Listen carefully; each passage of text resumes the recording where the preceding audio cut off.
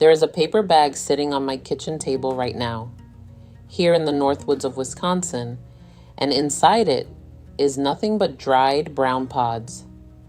8 points on every one of them, like little wooden stars.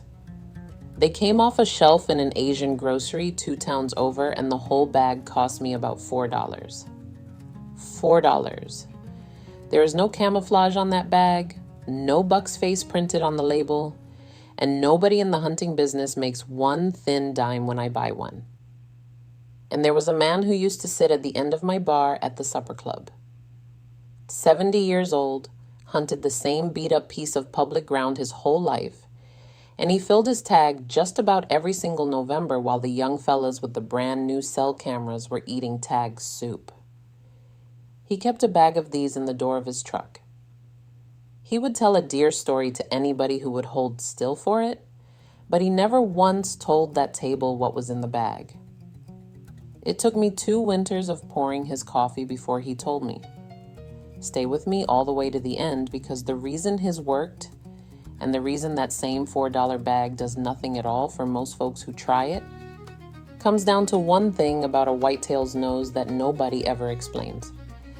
And it is the exact reason he set his out in the middle of July and would not hunt over it until the 2nd week of November. I am Donna Larsen. I am 52 years old.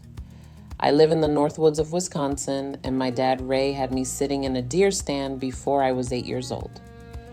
I shot my first buck at 11 with his old lever action 30-30, and 44 seasons later, I am the one running the same family deer camp I grew up in. I tended bar at that supper club for 20 years, which is how a woman ends up hearing things most hunters never get told. So how does a 70-year-old man on a worn-out public 40 outkill a camp full of men with brand new equipment? The equipment had nothing to do with it.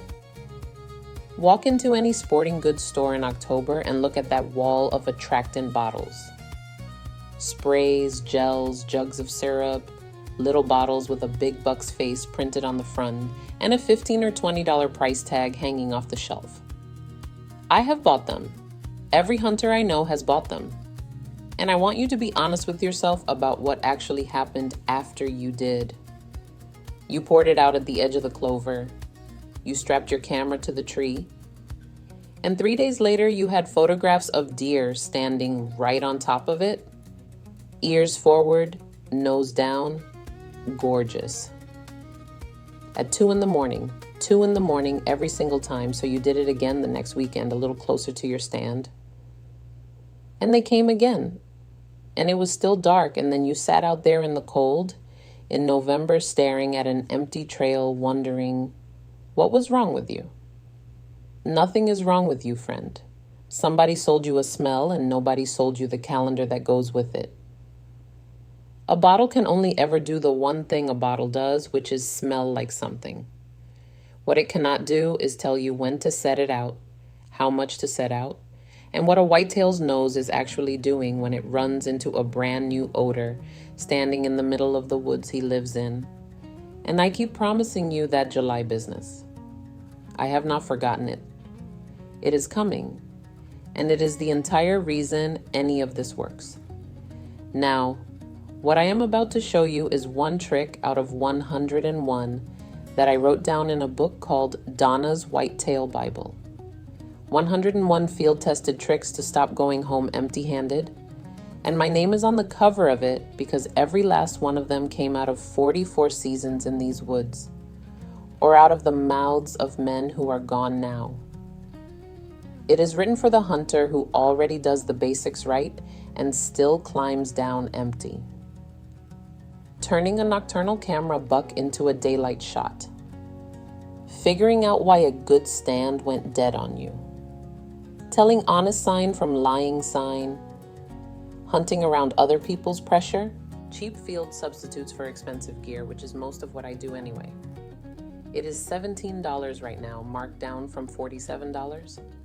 $17. That is less than 1 tank of gas out to the lease for a sit that does not produce. And I have burned plenty of those. Now go ahead and grab your phone and open up your camera, the same one you used to take pictures. point it at that square code on your screen and hold it steady for a second. A little link will pop up, give it a tap, and it will take you straight to the book. And if you're watching on your phone right now, the link is waiting for you right down below in the description. Take your time, there is no rush at all. I'll wait right here. All right, back to that bag on my kitchen table. What is in it is star anise, Chinese star anise to be exact, and almost all of the star anise on this earth is grown in the southern provinces of China. It is a dried seed pod off a small evergreen tree. 8 points on it, sometimes 7, hard and brown like a carved wooden star.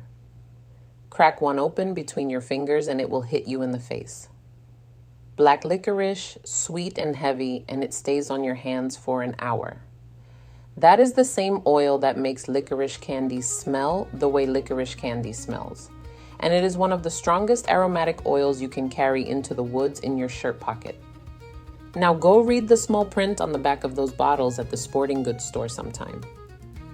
Anise turns up in a fair number of them, sitting quietly in the ingredients behind a camouflage label and a $20 price. The pods on my table are the same smell, sold as a cooking spice, $4 a bag, and that bag lasts me about 3 seasons. Nobody can patent a kitchen spice. And there is no repeat sale in a $4 bag that outlives your truck battery. That is the whole honest reason this never showed up on that wall as itself. Dad always said, the deer don't care what you spent. One buying note before we go further: get the cooking kind, the Chinese pods out of the food aisle or the Asian market. There is a Japanese look-alike sold as an ornamental that is not a food item at all. If it came out of the spice section with a cooking label on it, you are fine. Now, before I show you a single setup, we are going to talk about the rule book, because I am not going to be the reason anybody gets a ticket. Attractant rules are different in every state, and in my state, they are different from one county to the next county. Some places allow bait and mineral. Some allow scent only. Some allow nothing at all, and the reason usually is not somebody being ornery about it. It is that piling deer up nose to nose in one spot moves sickness through a herd. And once that gets into your woods, it does not leave. So before you do anything, pull up your own state's regulations and read them. Or call your local warden and just ask him. He will tell you straight. And he would rather answer the phone than write you up. As I go through these, I will tell you which bucket each one falls in. But you check it yourself. Me saying it does not make it legal on your 40. All right, the first setup, and this is the one that is legal in the most places, is a scent station. That means a smell and nothing else, no food and nothing a deer can eat. Take 5 pods out of the bag. 5, not the whole bag. Drop those 5 pods in a coffee mug. Pour about a cup of hot water over the top of them. Let that mug sit on the counter overnight. All night, 8 hours or better. In the morning, you will have a brown tea in there that will take the top of your head off when you lift it. Pour that tea into any little spray bottle from the dollar store. That is it. That is the whole recipe, and it cost you about 40 cents. Now cut a strip off an old cotton undershirt, about 1 foot long and 2 fingers wide. Soak that strip in the tea, wring it out so it is damp and not dripping. Then hang it on a branch about 3 feet off the ground. 3 feet, not 6 feet. A whitetail travels with his nose down around knee-high, and a wick hanging up at your eye level is doing nothing but perfuming the treetops. Hang 2 of those wicks, not 8. Put 120 yards upwind of where you want a deer to stop, and 120 yards on the other side. 20 yards. You're trying to make him pause and lift his head, not follow a trail of breadcrumbs into your lap. The second setup is your boots. 2 drops of the tea on the outside heel of each boot when you step out of the truck, and that is all. 2 drops. It muddies your track a little on the walk in. Now hear me on this, because I will not lie to a hunter about it. That does not beat the wind. Nothing beats the wind. If that breeze is carrying your scent into his bedding, you are cooked, and no spice on earth is going to save you. Wind first, always. The tea is a small extra, not a fix. The third one is my favorite, and it is a licking branch. Go find an overhanging branch about 5 feet up over a patch of bare dirt, somewhere along a trail you already know deer are using. 5 feet up, right about at the height of your own chin. Deer work those branches with their nose and their mouth all fall long, and they have been doing it there since before you found the spot. Dab a little tea on the tip of that branch with a gloved hand. Do not soak it. Just the last 6 inches or so. You are giving traffic that already exists a reason to stop and stand still for about 8 seconds. And 8 seconds is a long time when you already have your gun up. Now, that old boy could have stopped there. He did not. And this is where that yellow block you have seen in every deer photograph comes in. If your state allows a mineral site or a feed site, and I want you to go look that up before you carry anything into the woods, this is the loud version. Go to the feed store and buy a plain trace mineral block, the livestock kind, the one that runs about $7 or $8 and weighs 50 pounds. That block is for cattle and it works just fine for deer. Take your tea and pour about a cup of it slowly over the top of the block. A cup. Let it soak in and dry for a day before you carry it out. That block will hold that smell through 3 good rains. Set it out at the base of a tree where you already have traffic, not out in the open where you wish you had traffic. You will see plenty of folks bolt a small block right onto a tree trunk about waist high.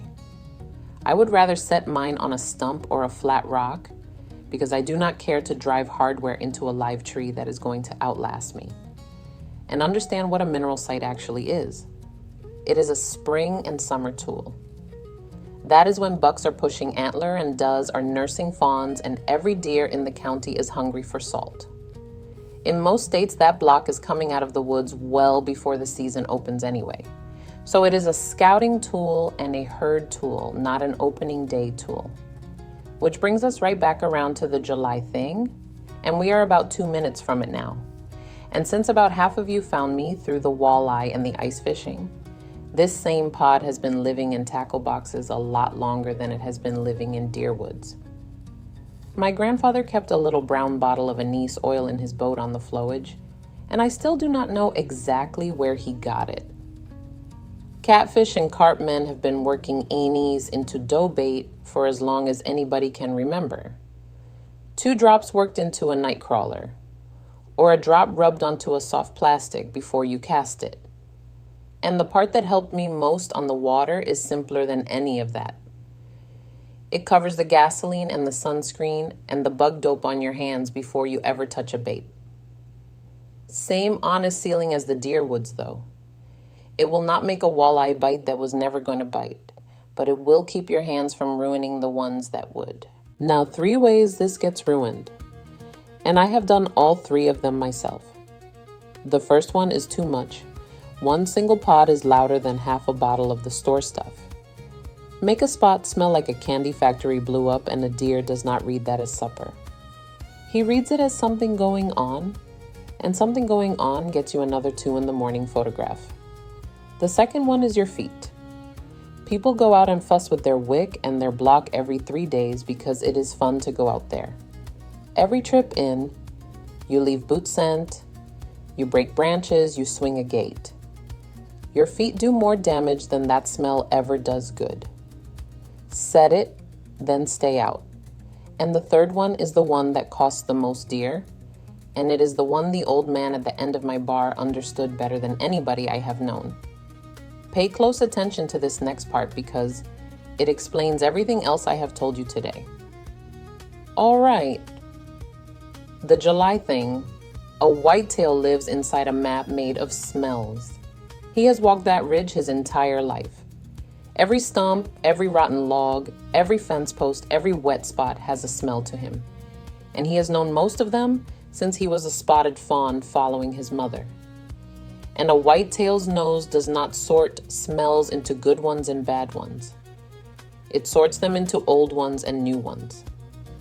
Old means it was here yesterday and the day before and nothing killed me. New means something changed inside my living room while I was gone. A yearling buck is curious about new. A doe might be. But a 5.5-year-old buck who has walked through 4 gun seasons treats brand new the way you would treat a hand landing on your shoulder in a dark parking lot. And here is what fools everybody. He does not run off. He does not blow and leave the county. He just quietly quits coming while there is any light in the sky. He will still put his nose on that thing. He will do it at 2 a.m, which is exactly what your trail camera has been trying to tell you for 3 seasons. Which means the bottle you poured out on Friday afternoon and hunted over on Saturday morning never had one chance in the world. The smell was fine. The smell was brand new, and brand new is the one thing a wise old deer will not stand under while the sun is up. Now take that very same smell and put it into his woods in the middle of July. Freshen it every couple of weeks so it never appears and never disappears on him. It is just there, like the rotten log in the fence post. By the first week of November, that smell has been part of his home range for 4 months. 4 months. It is old. It is boring. It is safe. And safe is the only thing that gets a mature buck to stand in the open with his head down while there is still shooting light. That is what the old man knew and never said at that table. He was hunting a habit he had spent 4 months building into that deer. And he built it back in July while everybody else was mowing the lawn and thinking about the lake. That is a supper club story, but that is the short version of it. And that right there is exactly the kind of thing my dad and the old timers handed me for free, over coffee, expecting nothing back. I put 101 of them into Donna's Whitetail Bible so they do not die with the men who taught me. It is $17, marked down from $47, and there is not one gear ad in it because I have got nothing to sell you but the book. If it puts one deer in your freezer that you would otherwise have watched walk away, it was the cheapest thing you bought all year. Now go ahead and grab your phone and open up your camera, the same one you used to take pictures. Point it at that square code on your screen and hold it steady for a second. A little link will pop up, give it a tap, and it will take you straight to the book. And if you are watching on your phone right now, the link is waiting for you right down below in the description. Take your time. There is no rush at all. I'll wait right here. So that is the whole thing. A $4 bag of Chinese star anise, a mug of hot water, a wick hung 3 feet off the ground, and the patience to set it out in July and leave it be until November. Now I want to hear from you. Did your dad or your grandpa have a deer camp rule of his own? Share it below, friend. Those are exactly the ones worth keeping. I read every single one. Next time, I am going to show you how to read a rub line so you can tell which direction that buck was traveling and roughly what time of day he made it, off nothing but the height of the scar on the trunk and which side of it the bark is torn. Keep your wind right and your coffee hot, and I'll see you in the woods.